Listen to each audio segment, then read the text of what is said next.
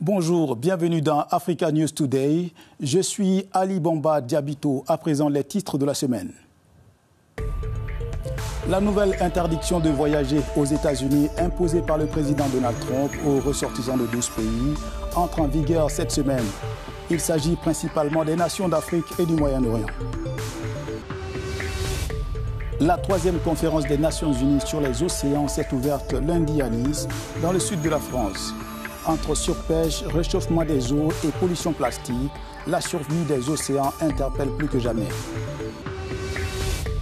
Au Cameroun, Maurice Kamto n'a pas pu tenir son meeting prévu dimanche au siège de son parti à Douala. Le principal opposant au président Paul Biya est resté bloqué à son domicile, encerclé par un imposant dispositif sécuritaire. Les ressortissants de 12 pays se verront désormais refuser l'entrée aux États-Unis. La mesure connue sous le nom de Travel Ban, édictée la semaine dernière par Donald Trump, est entrée en vigueur dans la nuit du dimanche 8 au lundi 9 juin.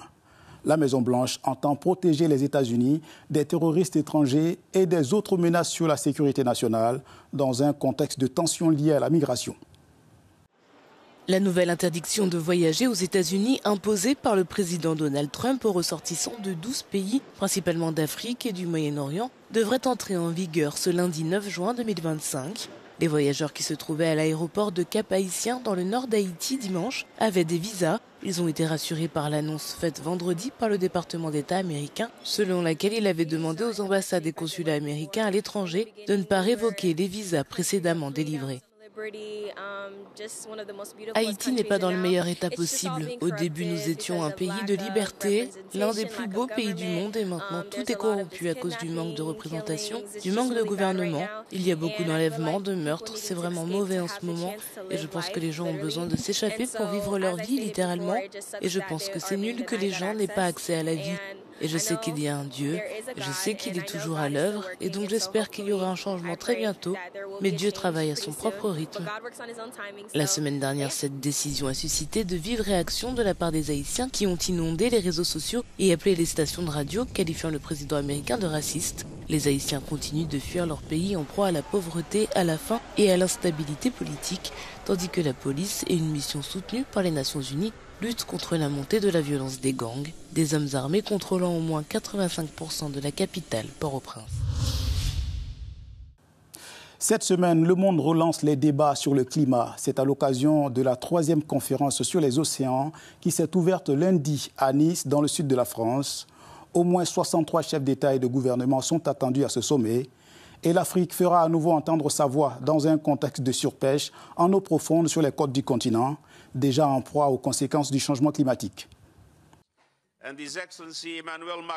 À l'ouverture de la conférence des Nations Unies sur l'océan, le président français Emmanuel Macron a appelé les États à ratifier d'urgence le traité sur la haute mer. Ce traité permet de créer des aires marines protégées, d'encadrer l'exploitation des ressources en haute mer et de garantir un partage équitable des bénéfices issus de la biodiversité marine. À travers un plan pour la protection des fonds marins, et la carte sera donnée lors de cette conférence, très précisément, nous allons désormais classer les écosystèmes les plus sensibles, comme les posidonies, les canyons, en protection forte. Les activités humaines seront donc davantage encadrées, certaines interdites. Les techniques de pêche comme le chalut de fond, mais aussi toutes les activités minières, seront dans ces zones qui ont été cartographiées sur une base scientifique, concertée avec nos pêcheurs. Ces zones seront données, ce qui nous permettra de faire plus que doubler le niveau de notre protection forte dans notre zone économique exclusive. La haute mer couvre 64% de la surface des océans, mais à ce jour, seulement 1,45% de ces vastes espaces bénéficient d'une protection réelle. La conférence de Nice ambitionne d'élever ce taux à plus de 30% d'ici 2030.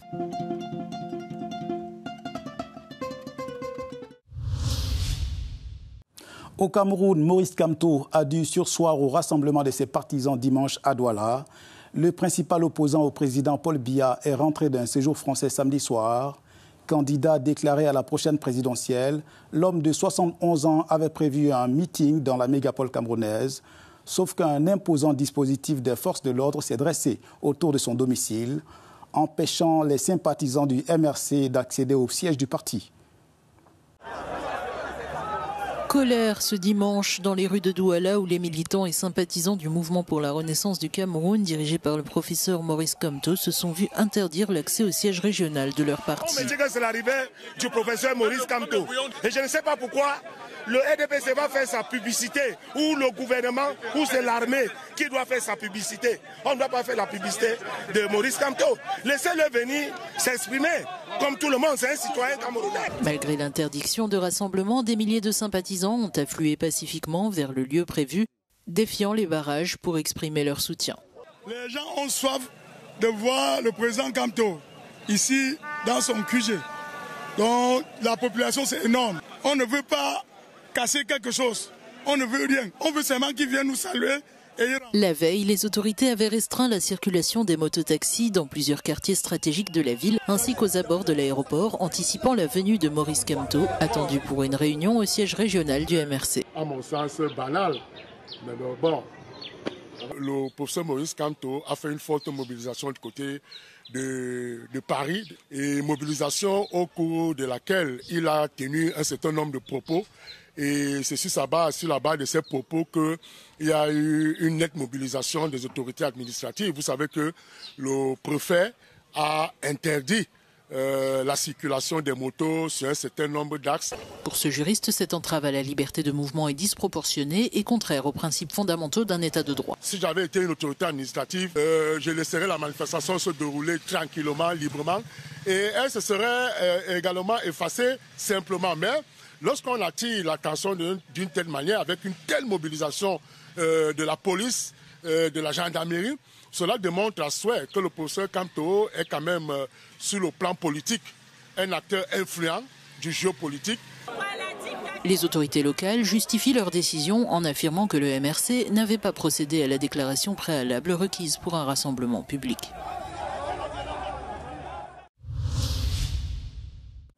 Le Wydad de Casablanca peaufine les derniers détails de sa préparation en vue de la première édition élargie de la Coupe du monde des clubs de la FIFA. La compétition est prévue aux États-Unis du 15 juin au 13 juillet. Le WAC s'est qualifié pour ce tournoi en remportant la Ligue des champions de la CAF en 2022.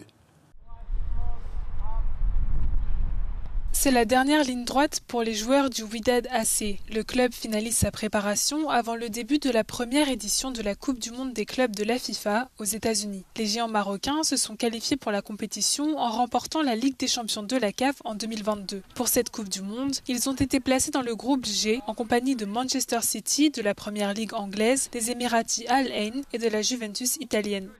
Le Wydad AC arrive au tournoi après 2 défaites dans des matchs amicaux contre le FC Séville et le FC Porto fin mai. Le club est tout de même fort d'une victoire contre le Stade marocain, battu 2-1 en 8e de finale de la Coupe d'Excellence du Maroc mardi dernier, leur dernière sortie. De l'avis général, le nouvel entraîneur Mohamed Amin Benahem a pris un bon départ avec le Château Rouge. Le Wydad AC entamera sa Coupe du monde au Lincoln Financial Field de Philadelphie en Pennsylvanie le 18 juin contre le Manchester City de Pep Guardiola.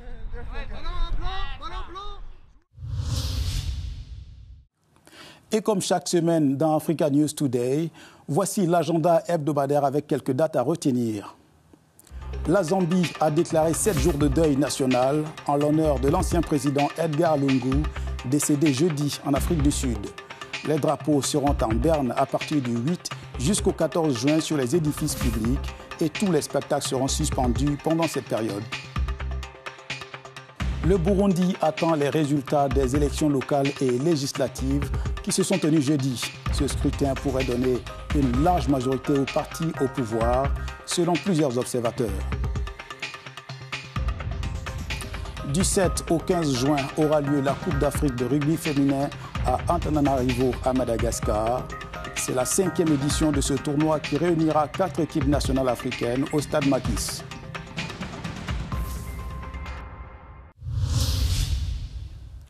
C'est la fin d'Africa News Today. À la semaine prochaine pour une nouvelle édition. Pour plus d'informations, restez sur Africa News et africanews.com.